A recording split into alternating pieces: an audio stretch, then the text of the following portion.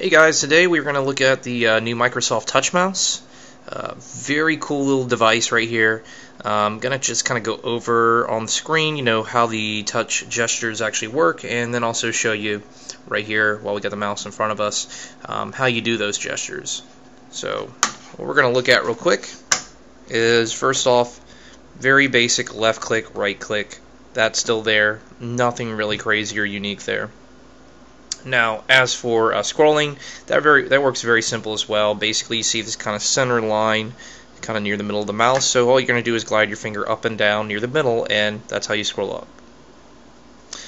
As for panning left and right, you do the same thing, but you're just going to glide your finger horizontally across the mouse. Nothing really kind of fancy there at all.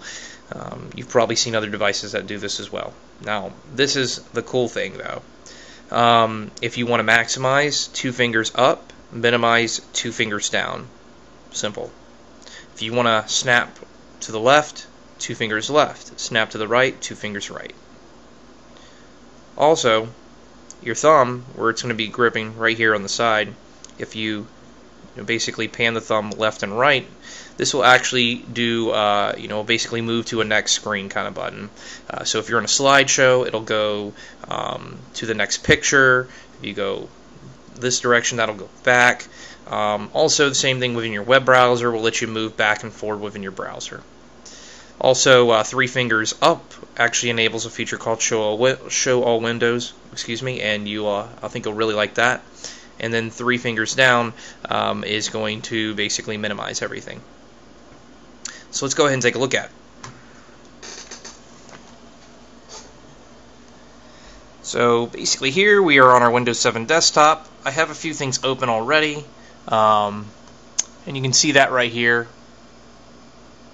Live preview, we have like a media player going on and all that good stuff. So what we're going to do is we are going to use the Show All Windows buttons, 3 fingers up, and then immediately we see everything we got going on here.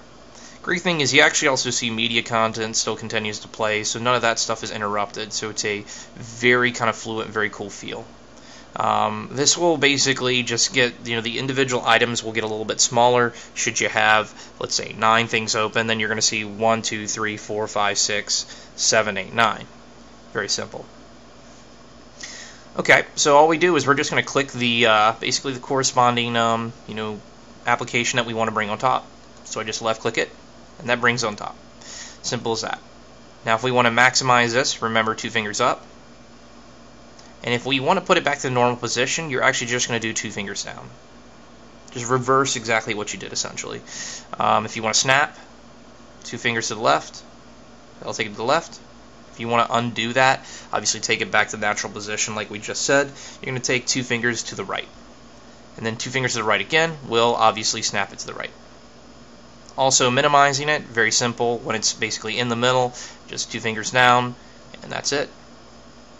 Now if you did do that by accident, let's say you hid it away, easy way to get it back is either just do 2 fingers up, or obviously you can do the Reveal Desktop button. The Show All Applications button, not the Reveal Desktop. Now the other thing too is if you have multiple applications open, you can basically just minimize them all. Once again, we said 3 fingers down and everything goes away.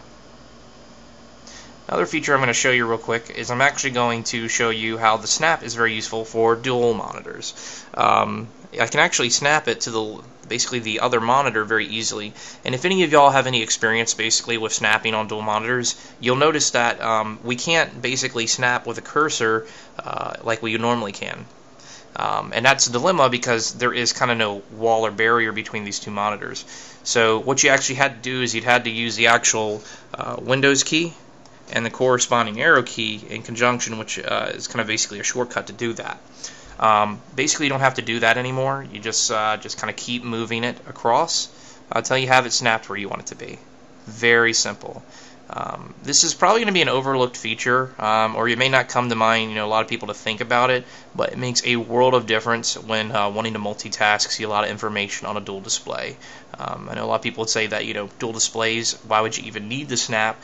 But trust me, if you got a web page, 2 documents, and let's say at the same time you want to keep your music library in front and docked, you're going to love that. As for the scrolling up and down, we're going to look at that feature real quick in a second. So here we go. Looking at a document right quick here, and basically, you know, we're not doing much scrolling, but I'm just doing that like we showed earlier on the actual mouse. And we can't pan left and right, but you get the idea. That would be very easy to do. You also can flick your finger when you're scrolling, and that will give it, you know, so it will continue to scroll just like the momentum on an actual wheel mouse, where it just kind of keeps moving. So you still get that kind of natural feel. Now, as for the thumb panning, right here is a few pictures, and I'm just going to show you how that works. I'm just basically taking my thumb and I am going back. I'm basically moving it from kind of across the mouse to the side, gliding it, and simply put, we just can move through it. If you guys actually are catching this, you can actually have visual touch strokes on the actual screen with the Microsoft IntelliPoint software. And if you kind of see, it shows you what stroke you did. So 3 would obviously mean I'm using 3 fingers. Those are 2. And then when you're using 1 finger scrolling, nothing appears. But if you're using your thumb, you notice how it kind of comes in at an angle. So, very cool. If you guys have any questions, feel free to ask me, leave some comments, and I'll get right back to you. Thanks.